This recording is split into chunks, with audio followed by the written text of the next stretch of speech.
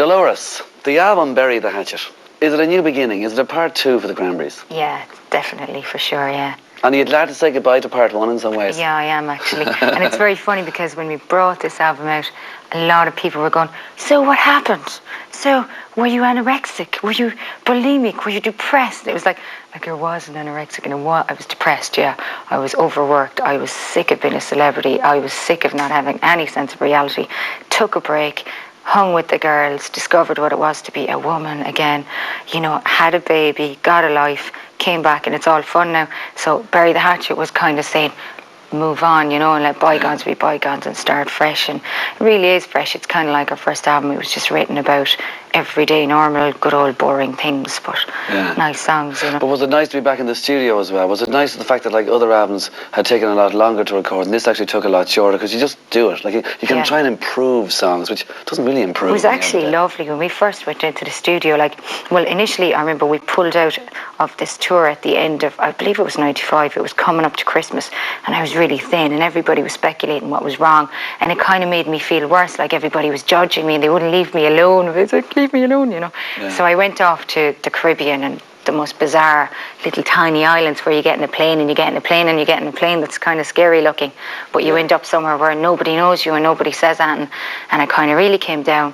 And then when I got pregnant, I was really enjoying the pregnancy and I got through the scary 3 months, and then into about 6 or 7 months when I really got comfortable, I started writing songs, and one of the songs I wrote was Shattered, which was kind of about the fears that you go through when you're carrying a child. And then Dying in the Sun was another one where I was looking back at the negative me, the kind of sad period I went through, and I was kind of saying I never want to go back to that, and now I'm moving forward and I'm becoming a happy person like what I used to be always, So I rang the boys and I said, lads, I have a few songs, So they were like, okay, we'll come over to Toronto, into the studio, 7 months pregnant.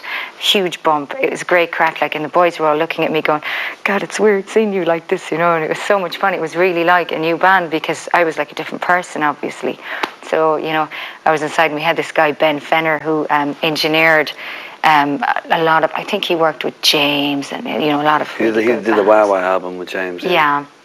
He was a really nice guy as well, really laid back and, not kind of heavy or anything. So we were kind of, messing away inside with the cans on, singing away, having a laugh.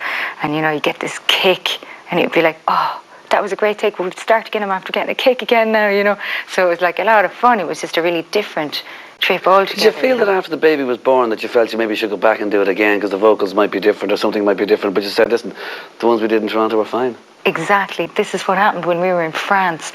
We went back in and I was saying to Ben, I sang this song called Desperate Andy, and at the end it had a really kind of a roary bit in it, like where you're like roaring your head off, But with the weight of the stomach, my voice was kind of like, kind of a bit heavy when I roared, and it kind of broke there. And I said to Ben, I'm going to go in and fix that or whatever, and I'm going to sing a verse of this song and that song again.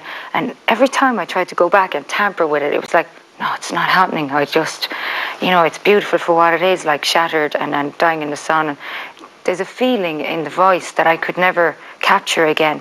And that was me with a child. There's a happiness, there's a glow, and you got that glow in your voice too. So but there's a happiness right across the board too. The lads were happy to see you again. It was good to be back in the studio after you all had a break. This guy Ben Fenner was cool. He turned out to be a funny guy as well. Yeah, great crack. And like the album is a happy album, a bit of satire maybe here and there, but compared to say Faithful Departed, it's a different world. Totally different wavelength, And what was really weird as well was actually, since the Faithful Departed, that Bruce actually passed away. Yeah, and that was kind of more like, God, this is too weird, kind of thing. Well, I mean, you had been through an awful lot. And I know that's been documented somewhat in the past, but in a nutshell, could you have broken the band? Could you have said, that's it? Could that have been the answer, like, goodbye, Cranberries? Well, that's literally what I did when I was really, really, like, it kind of annoys me when you're a woman, and the minute you get a little bit heavy, the media are on you, or if you get a bit thin, you're anorexic or something, and they just harper on about this.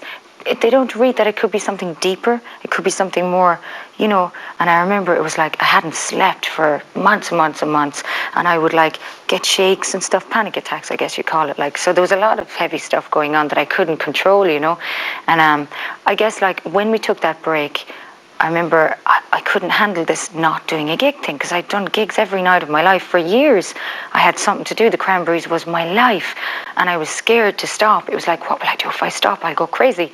They'll have to put me in a padded cell if I stop doing this. Just the whole idea of stopping and not being in the Cranberries, it was like, what will I do? Like, go for a walk? That would be kind of scary, you know. And I remember like going for walks when we stopped, just going for a walk up the road and kind of looking at things like a flower. And I remember I pulled a flower and I said, I hadn't looked at a flower for about 3 years.